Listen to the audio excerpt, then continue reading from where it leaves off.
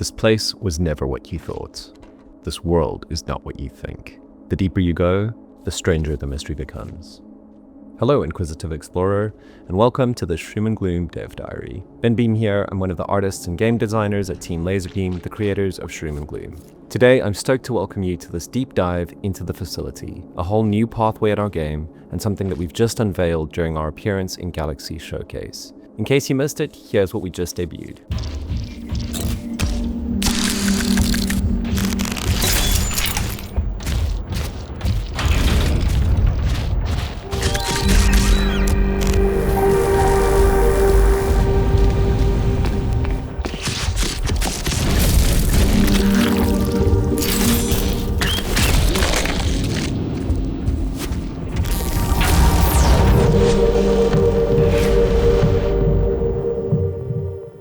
Curious what all this means in the world of Shroom and Gloom? Well, then you're watching the right video. First, for anyone new, a quick intro to our game. Shroom and Gloom is a first-person, fungal punk, roguelike, double-deck builder. All the art is created with thousands of layers of hand-drawn illustrations, all the enemies are edible, every attack, snack, skill, pet, reward, and relic is a card. And while your motivations are shrouded in mystery, the goal is very simple. Build 2 decks of cards to navigate a network of caves, overcome the murderous mushrooms that stand in your way, and reach the otherworldly realm known as the Gloom. As soon as we started making this game, we prioritized getting a version of the game out there for people to play, sharing our original prototype after only 3 months of development. Feedback from early adopters has really helped us in our quest to make a game that will be one of the very best in its genre. Developing the game publicly means people are seeing the world come to life right before them. Unveiling the facility is the biggest reveal we've made since sharing the original prototype. Given our open development model, I should note that any of this could change drastically, so please do keep that in mind. I should also mention that a cornerstone of Shroom and Gloom is its mysterious and surreal tone. We want to deliver an experience that really sparks the player's imagination. We want to present a goldmine of intriguing questions, and rather than spelling the answers out for people, leave things open to interpretation for every player. So, in introducing you to the facility, I won't be giving away too much info, but would love to bring you a bit deeper into our world of mushrooms and madness. Lastly, to set expectations, I won't be talking about the new cards, enemies, or rewards that lie within the facility, and today we'll focus mainly on the world itself. Part 1, A New Beginning. Your journey into the facility starts in an ominous metal tunnel. Flickering lights lead you to an unfortunate person wearing the remains of a hazmat suit. You loot their supplies, setting yourself up for your next journey towards the Gloom.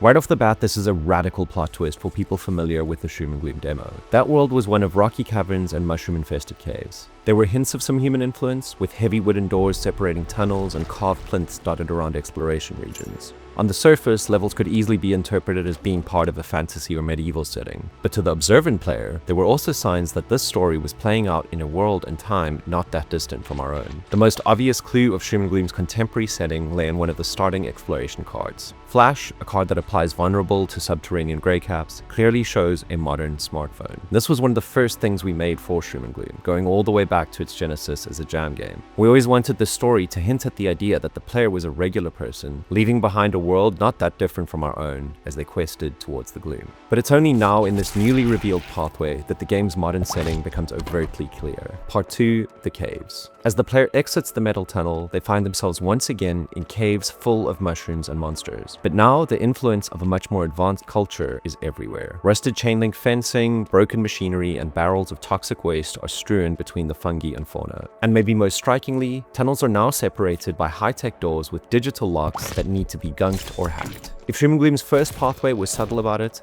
the second pathway makes it abundantly clear. This is a game about picking through the aftermath of scenes where humans have been drawn towards the mystery of the Gloom and met grisly ends at the hands of the shrooms. So why had these doomed interlopers come into this corner of our underground world? Plenty of clues can be found within the walls of the facility itself. Part 3, The Facility. Breaking out of the rocky caves, we enter the facility through a destroyed reception area. Beyond that, the facility is a maze of decontamination chambers, servers, and laboratories. What were the scientists experimenting on down here? While we won't answer the question outright, plenty of clues point towards studies of the greycaps and relics from the Gloom. Clues hint at experiments to see if shrooms could be fused with technology, and there are also signs of fungal organics being spliced with mammals, and constant traces of bioorganic gunk oozing over everything. Part 4, The Zone. If the weird science of the labs weren't strange enough, things become truly surreal when the player breaks out of the other end of the facility. Leaving the compound behind, in the final act of this new pathway, players are taken into a bizarre network of caverns that we internally refer to as the Zone. A space where the otherworldly influence of the gloom bleeds into our world, warping and corrupting it. The Zone hints at Shroom and Gloom heading into ever more strange and psychedelic territories. It's gooey, it's slimy, and the very laws of physics seem to be melting away as the player gets closer and closer to the irresistible pull of the gloom.